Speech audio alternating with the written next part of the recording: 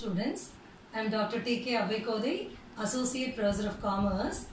This video is my fifth video for the chapter Underwriting of Shares and Debentures.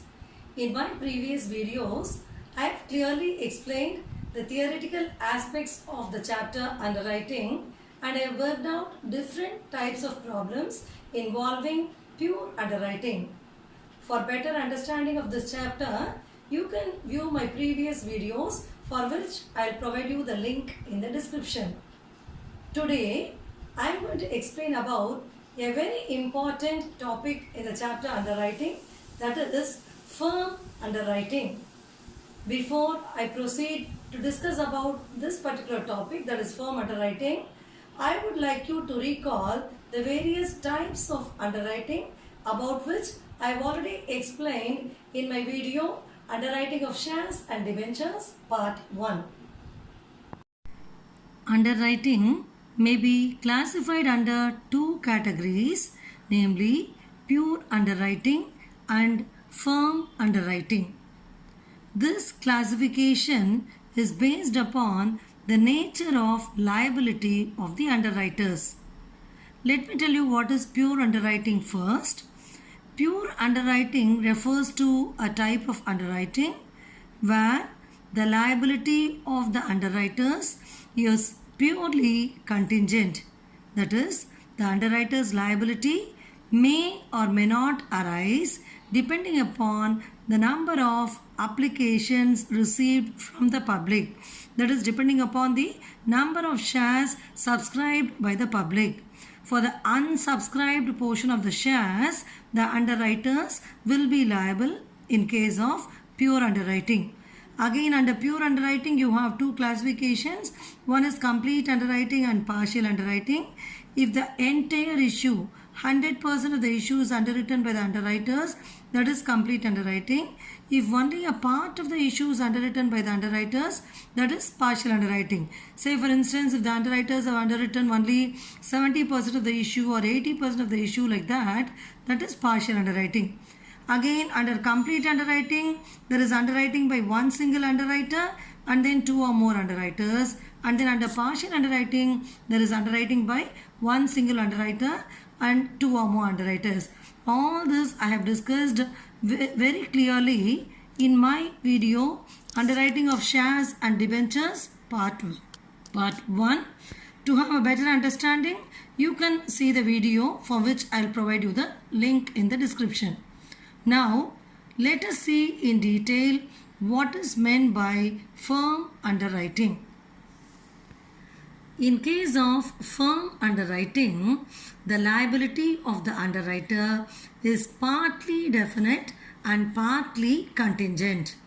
Let me tell you what is meant by the liability is partly definite and partly contingent. The underwriters will have to take a fixed number of shares which were firm underwritten by them. So that part of their liability is definite. For the remaining, the liability depends upon the subscription made by the public. If the public have subscribed for all the shares, they will not be liable. Otherwise, they will be liable for the unsubscribed portion of the shares.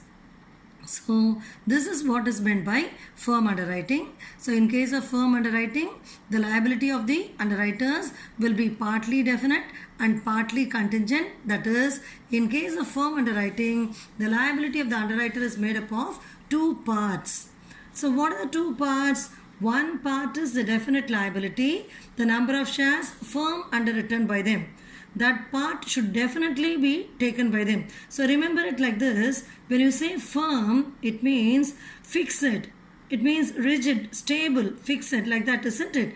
We have the habit of asking, why are you firm? And sometimes we used to say, I am very firm in my decision. I will not change it. Where the term firm means fixed. Like that, in case of firm underwriting, there is one fixed part of liability which the underwriter will have to definitely take up, and there is another contingent portion. Contingent means may or may not arise. So contingent liability is a liability which may or may not arise depending upon the public subscription. So firm underwriting has got two portions. One part is definite and the other part is contingent. And there is another important point which you have to remember in case of firm underwriting. In firm underwriting, even in case of oversubscription, the underwriter gets priority over the general public. Generally, what is underwriting? Underwriting refers to a contract where the underwriter gives an assurance to take up those unsubscribed portion of the shares which are not taken up by the public. So generally the underwriter's liability will arise only in case of undersubscription. But in case of firm underwriting, the situation is entirely different. What is stated here, just have a look at this sentence. In firm underwriting, even in case of oversubscription, the underwriter gets priority over the general public. So even if there is oversubscription, the underwriters should definitely take up that number of shares which were underwritten, firm underwritten by them. So that is what is meant by this particular sentence. So in case of firm underwriting, there is a definite commitment on the part of the underwriters irrespective of the number of shares subscribed by the public. That is, whatever may be the number of shares subscribed, the underwriters should definitely take up certain number of shares or debentures which were firm underwritten by them. So this is what is firm underwriting. So let me tell you what is firm underwriting very quickly now. Firm underwriting refers to a type of underwriting where the liability of the underwriter is partly definite and partly contingent. So one part of the liability is sure to arise, it will always be there, it is fixed, and the other part of the liability may or may not arise depending upon public subscription. Now let me tell you the accounting treatment relating to firm underwriting. Like other types of underwriting, namely complete underwriting, partial underwriting and all that, in case of firm underwriting also, there may be firm underwriting by one single underwriter or there may be firm underwriting by two or more underwriters. So let us just first understand how to prepare the statement showing the liability of the underwriter if there is firm underwriting by only one underwriter. So you have a very simple format for this. That is the format relating to statement showing the liability of the underwriter. So how to find out the single underwriter's liability in case of firm underwriting? Let us see now. So you will be preparing a statement like this with one main heading for particulars and the other heading for number of shares. So first you have to enter the gross liability which will be given to you in the problem itself. From the gross liability, you will have to deduct the total applications received by the company. And when I say the total applications received by the company, this will include all applications, namely marked applications as well as unmarked applications. So from the gross liability less the total applications received by the company, this will give you the net liability of the underwriter. So this is usual. In usual problems, you will calculate the net liability like this. Net liability under the normal underwriting agreement. But remember, if it is firm underwriting agreement, in addition to this net liability, the underwriters are supposed to take another definite portion which is firm underwritten by them. So with the net liability, you have to add firm underwriting. And what is the firm underwritten share? That will be given to you in the problem. So add firm underwriting. So when you add firm underwriting with the net liability, that will ultimately give you the total liability of the underwriter. In all other types of problems, we used to calculate only the net liability of the underwriter. But in case of this firm underwriting problem, we will be calculating the total liability. So how will you calculate the total liability? First take the gross liability. From that, deduct the total applications received by the company, which will give you the net liability of the underwriter. With the net liability, add firm underwriting, and finally you will get the total liability of the underwriter. Now let us work out one problem in this type. So this is a problem involving firm underwriting by only one underwriter. Let me read the problem first.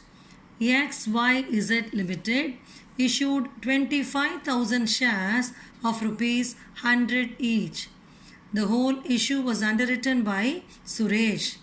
In addition, there is a firm underwriting of 3,000 shares by Suresh. Applications for 17,000 shares were received by the company in all. Calculate the liability of Suresh. So this is a very simple problem.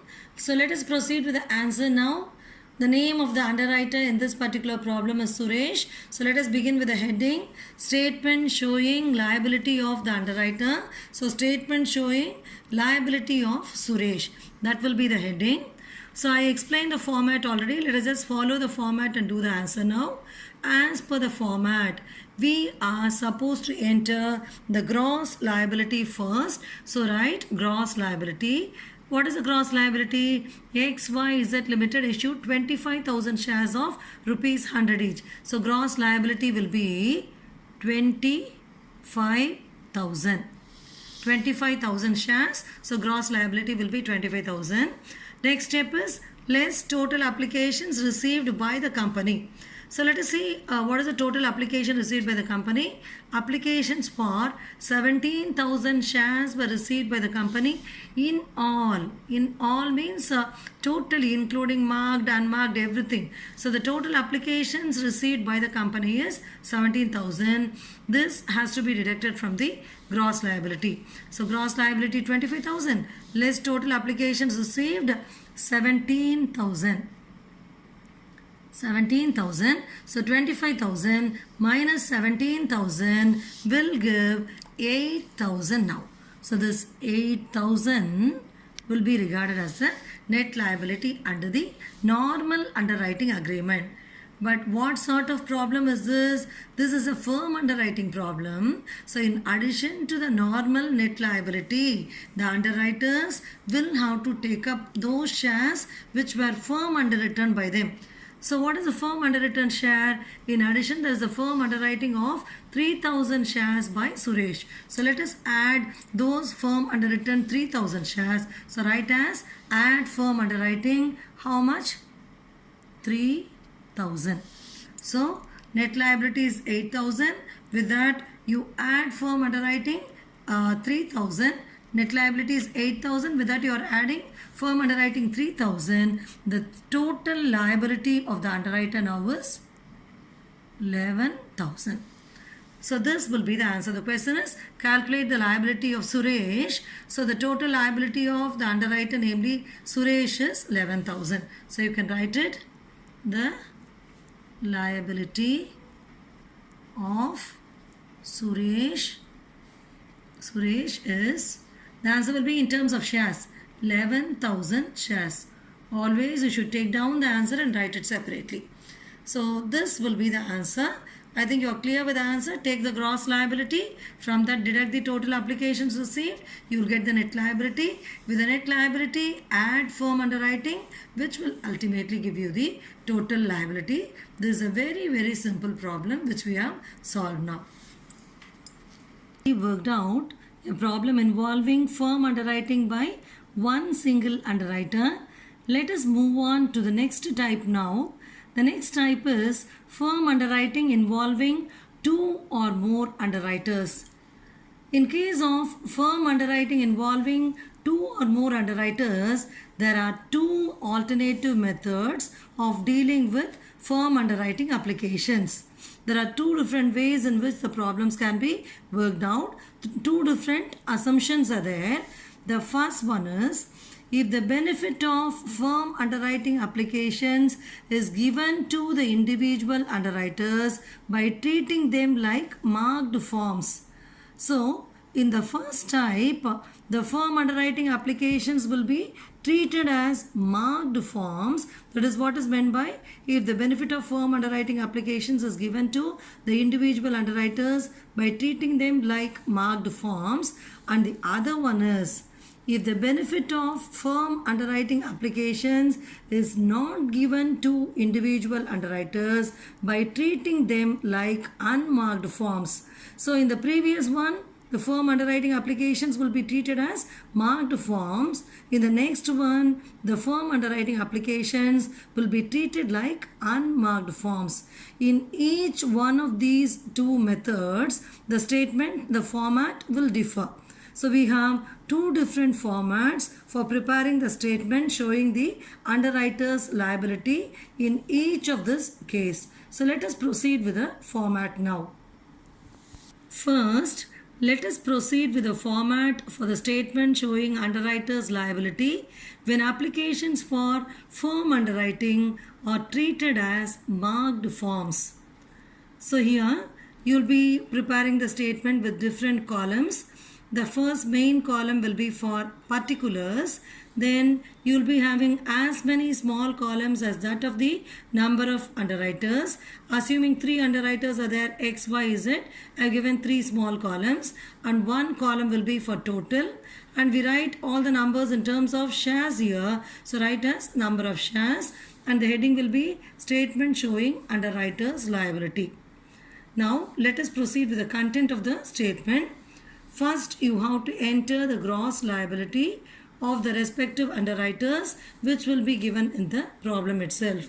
From that, the next step is you will have to deduct the marked applications. So less marked applications. You know what is meant by marked applications, is it not? Marked application refers to those applications which are bearing the mark or stamp of the concerned underwriter. So each underwriter through whom if the applications were received, his seal will be there on it. So what are the marked applications? That will be given to you in the problem. So those marked applications will be entered and that will be deducted from gross liability. So gross liability less marked applications will give you the balance. Then from that you have to deduct firm underwriting also.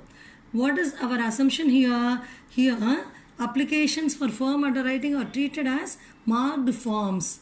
You are treating the firm underwriting applications also as marked applications only. So just like deducting the marked applications, you will be deducting the firm underwriting also. So firm underwriting will also be given to you in the problem. So you will be entering that and you will deduct it. After doing that, the next step is you will have to deduct the unmarked applications in the gross liability ratio. So how will you find out the unmarked applications here means you will take the total applications received. From that you will deduct the marked applications, you will deduct the firm underwriting applications also, and the remaining will give you the unmarked. You will be able to understand this unmarked applications calculation better when I work out a problem.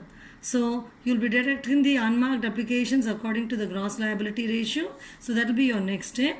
So after deducting firm underwriting, deduct the unmarked applications. Then you will be getting a balance. If you get any surplus in any of the underwriters column, that is if you get a negative amount in any of the underwriters column, that will be regarded as a surplus, and the surplus will be transferred to the other underwriters in their respective gross liability ratio. So that will be the next step. Transfer the surplus of any underwriter to others in their gross liability ratio. This step you will follow, you will do only when you get a surplus, only when you get a negative in any of the columns, otherwise this step will not come. So after doing this, you will arrive at an answer, and that is called as net liability. Generally in other types of underwriting problems, your answer will get over with this. But this is a firm underwriting problem. In addition to the contingent liability, there is a definite liability which should be taken up by the underwriter. That definite liability is only called as a firm underwritten shares. So after the net liability is arrived at, you have to add firm underwriting. So with net liability, add firm underwriting. Firm underwriting will already be available in the problem. So add it. Finally, you will get an amount, and that will be called as the total liability of the underwriter. So the statement will get over with this. Let us quickly have a look at the statement. So this is a statement which you will prepare when applications for firm underwriting are treated as marked forms. First enter gross liability, then deduct the marked applications, find the balance, then deduct the firm underwriting, then after deducting firm underwriting, find the balance, then deduct the unmarked applications in the gross liability ratio. If you get a negative or surplus, transfer it to the other underwriters, arrive at the net liability with which add firm underwriting, and finally your answer will be the total liability of the underwriter. Let us see the format for the other type, that is when applications for firm underwriting are treated like unmarked forms. In the previous one, it was when applications for firm underwriting are treated like marked forms. This is when applications for firm underwriting are treated like unmarked forms. The column headings and all will be the same. Particulars, number of shares, then respective column for the underwriters and one total column. The heading will be statement showing underwriters liability. So let us see what will be the content of the statement now. So here also you will begin your answer with a gross liability. So you will enter gross liability first, which will be given in the problem. Then less marked applications. You will be entering the marked applications as given to you in the problem. So till here the step is just similar to the previous one, the previous method. But the next step is less unmarked applications. In the previous method, that is when firm underwriting applications were treated as marked forms, the next step is less firm underwriting. But here we will not deduct firm underwriting because firm underwriting applications are treated as unmarked forms. So we won't deduct it. So straight away after deducting marked applications, we will be deducting the unmarked applications. And here again, while calculating unmarked applications here will be equal to total applications minus marked applications alone. You will not deduct the firm underwriting. That is why we mention unmarked and firm underwriting applications in the gross liability ratio.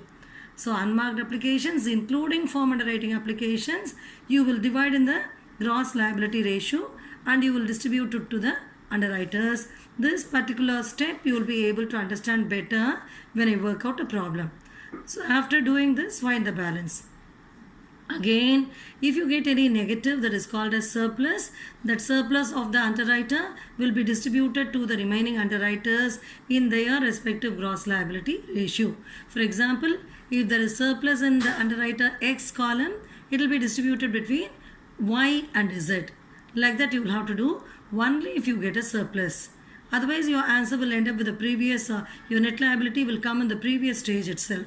So after doing this, arrive at the amount that will be the net liability of the underwriter.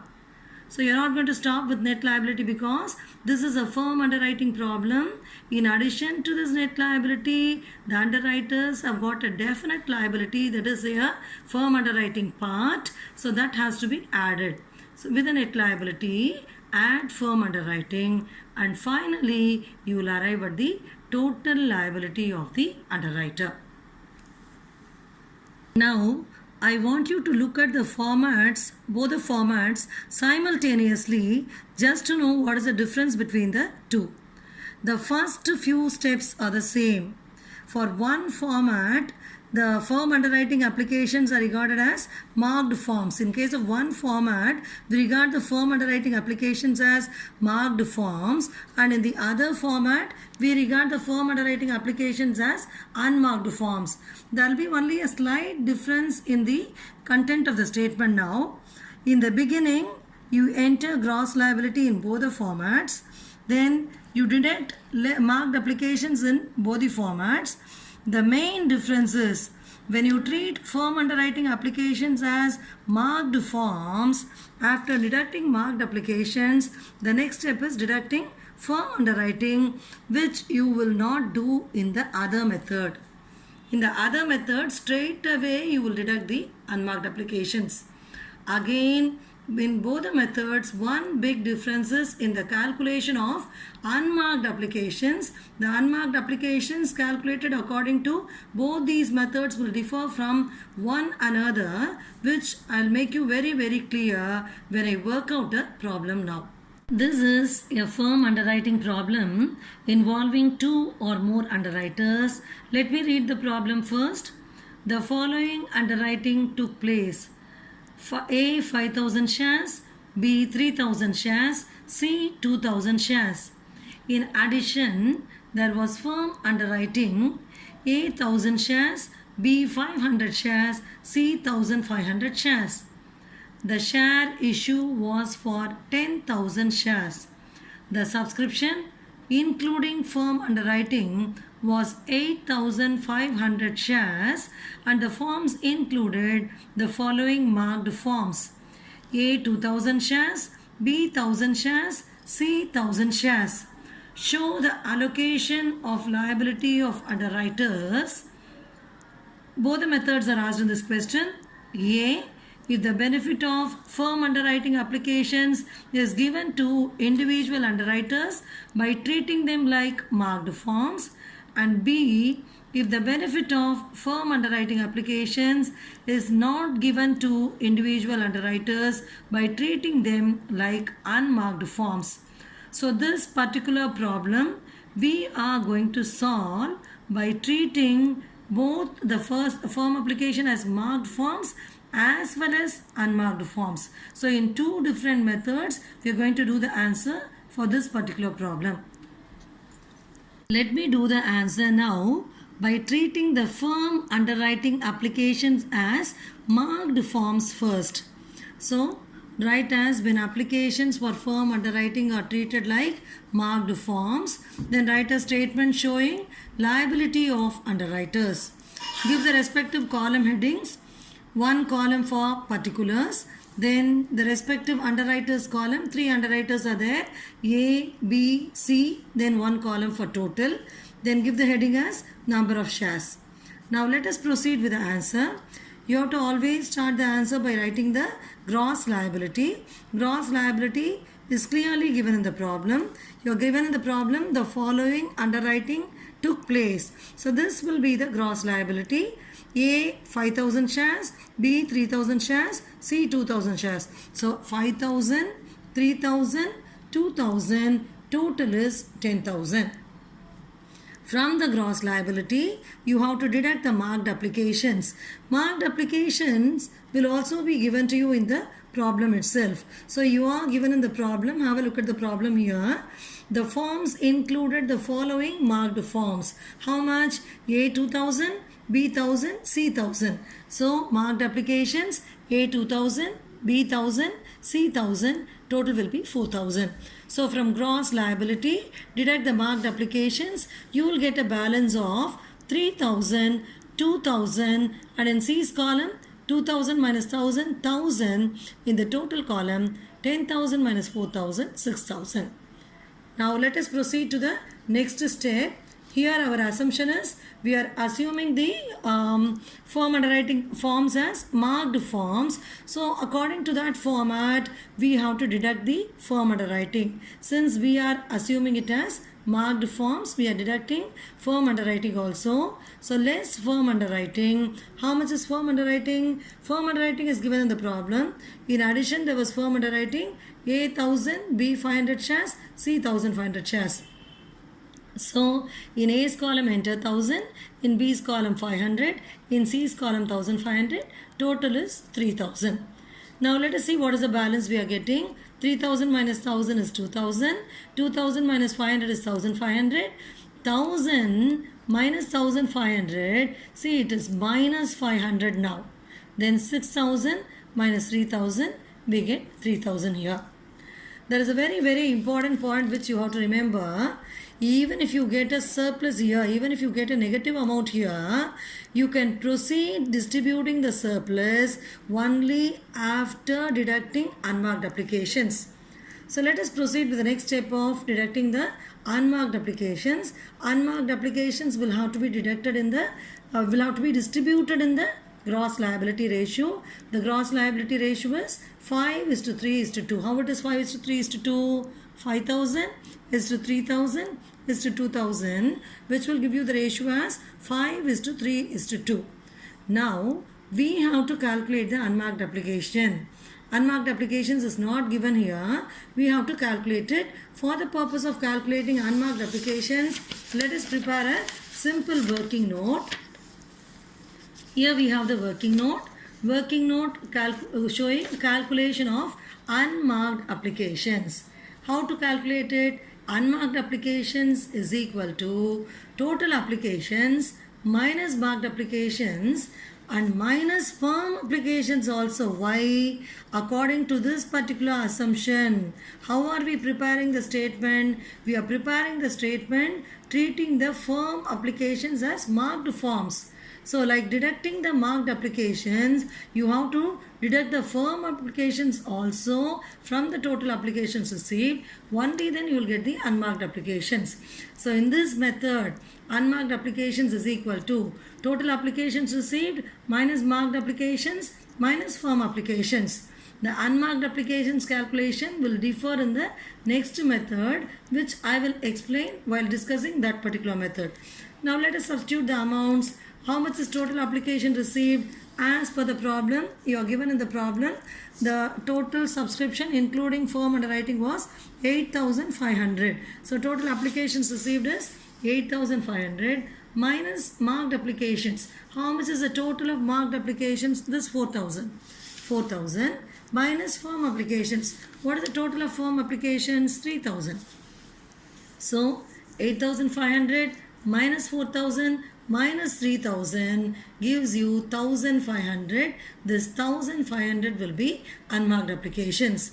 So now this 1,500 unmarked applications, that is 1,500, will be distributed among A, B and C in the gross liability ratio 5:3:2. So 1,500 into 5 by 10. You can work it out and see. 1,500 into 5 by 10 will give you 750. 1,500 into 3 by 10 will give you 450. 1,500 into 2 by 10 will give you 300. And the total will be 1,500. 750 plus 450 plus 300. The total will be 1,500. This is how the unmarked applications will be distributed. Now, after distributing the unmarked applications, you will have to deduct it. 2,000 minus 750 will give you 1,250. 1,500 minus 450 will give you 1,050. Minus 500, be careful here. Minus 500, this is less, isn't it? So you have to remember minus symbol in your mind. Minus 500 minus 300 will give you minus 800 here. Very often students will put 200 here, which is wrong. This is minus 500 minus 300, which will become minus 800. Then 3,000 minus 1,500 will give you 1,500. Now, who has got a surplus? C has got a surplus. Surplus of how much? 800. This surplus of C will be distributed to the remaining underwriters, namely A and B, in their respective gross liability ratio. Transfer the surplus of C, that is minus 800, to A and B in the ratio 5:3. So this is what is the ratio, isn't it? Gross liability ratio 5:3:2, out of which it is going to be transferred only to A and B now. So 5:3. Transfer the surplus of C minus 800 to A and B in the ratio 5:3. So minus 800 into 5 by 8 will give you minus 500. Minus 800 into 3 by 8 will give you minus 300. So since this is got distributed, you put it as plus 800. The distribution is over. So in the total column, nil. This is how you will have to distribute the surplus to the remaining underwriters. Who had a surplus here? C had a surplus, which has got distributed to A and B respectively. Now let us deduct this 1,250. For A it will be 1,250 minus 500, which will give you 750. Then for B, 1,050 minus 300, which will give you 750. And for C it is nil. And in total column 750 plus 750, you will get 1,500. So what you get now is called as the net liability of the underwriter. Generally, our answers will end up with this net liability, is it not? In other types of problems. But this is a firm underwriting problem. So in addition to this liability, one more definite liability has to be added. So that is the next step. What is a definite liability? The firm underwritten shares, that will be the definite liability. So you have to write as add firm underwriting. Add firm underwriting how much? Firm underwriting is already given in the problem. We already treated it earlier. 1000, again 500 for B, then 1500 for C. So add it again. So when you add it, the final amount will be called as the total liability of the underwriter. So what will be the total liability? Net liability 750 for A. With that, add firm underwriting 1000. 1750 will be the total liability for A. Then 750 is the net liability. Add firm underwriting 500. So 1250 will be the total liability for B. And then for C, the total liability will be 1500 and you'll be getting 4500 in the loss column. So what is very important in this method is you have to add firm underwriting with the net liability, and the final answer you arrive at here is called as the total liability of the underwriter. And write it separately. The total liability of A, 1750 shares.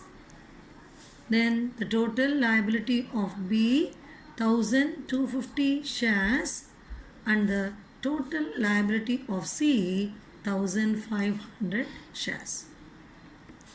So this is how you have to prepare the answer. So let me have a look at let me show you the answer quickly once again. Gross liability, less marked application, get the balance. Less firm underwriting, again find the balance.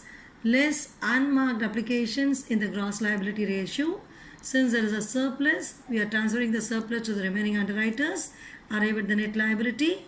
Again add firm underwriting. Finally get the total liability.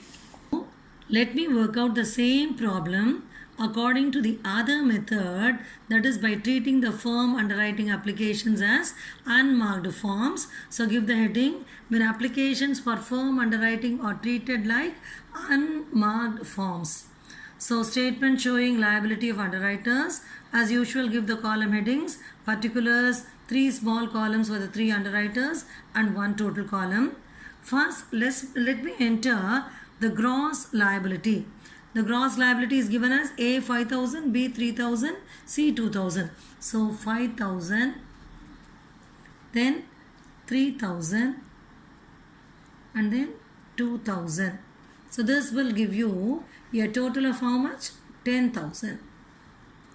From this gross liability, let us deduct the marked applications. You are given the marked applications in the problem. Marked forms A 2000, B 1000, C 1000. So marked applications 2000, B 1000, C 1000. So the total comes to 4000. So gross liability we have entered. Then we have entered the marked applications also. Now let us find out what is the balance we have. 5000 less 2000 gives a balance of 3000. 3000 minus 1000 gives a balance of 2000. 2000 minus 1000 gives a balance of 1000. 10,000 minus 4000 gives a balance of 6000. So this will be the balance. Now let us proceed with the next step. Less unmarked applications including firm underwriting in the gross liability ratio. So try to understand the difference between this method and the previous one.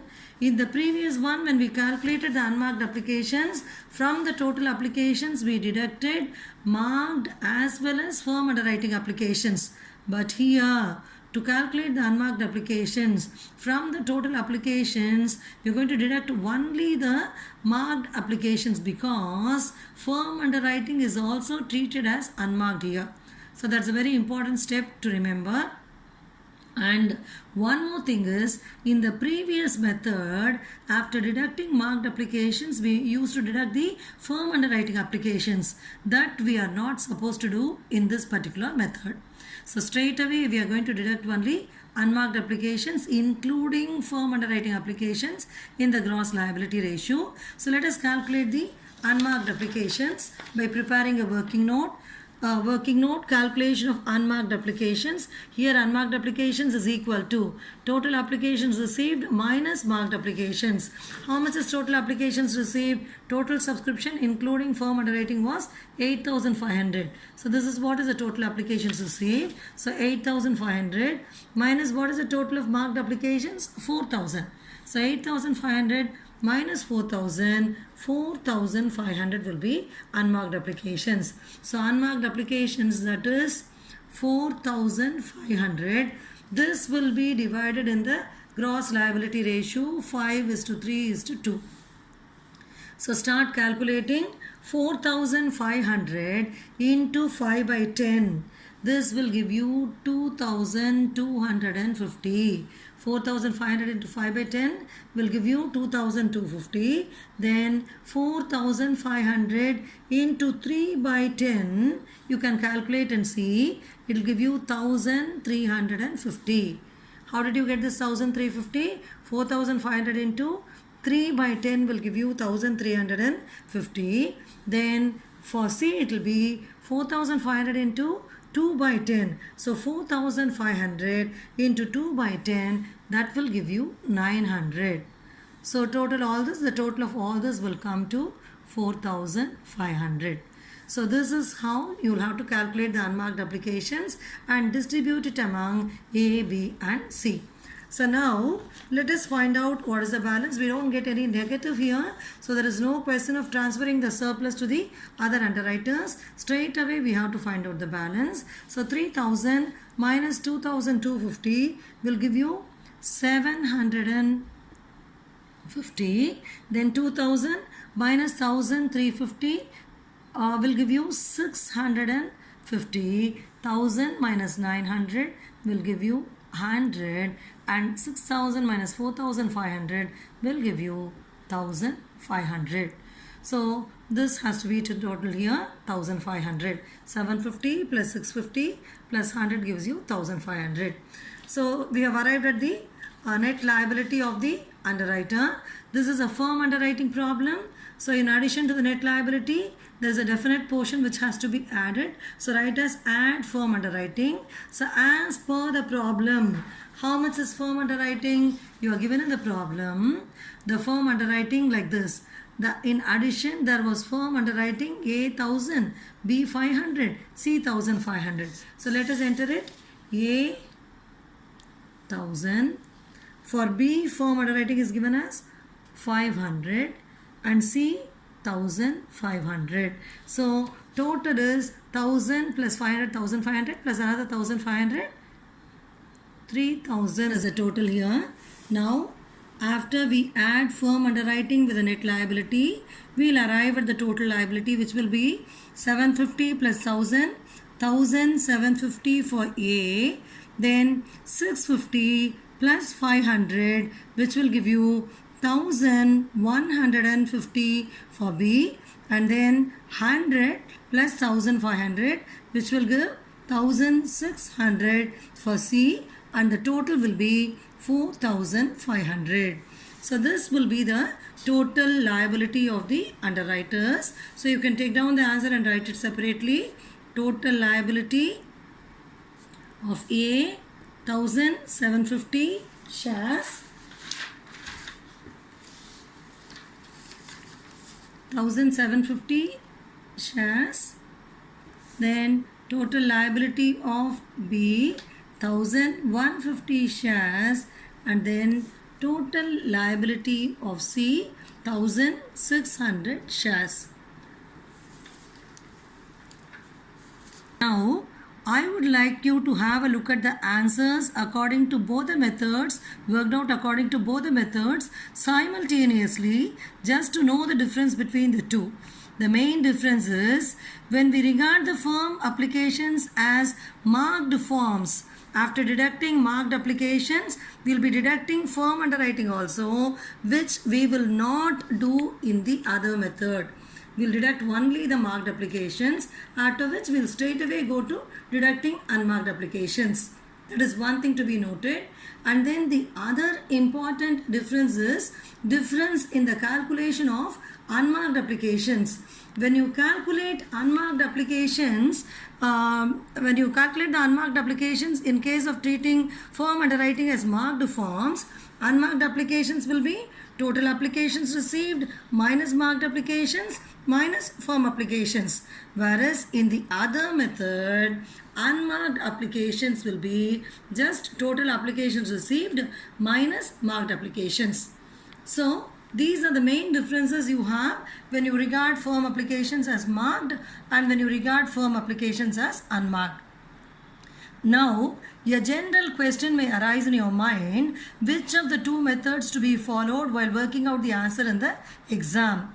It will be clearly given in the question itself. Prepare the statement showing the underwriter's liability, assuming the firm underwriting applications as marked. In that case, you will be following this method.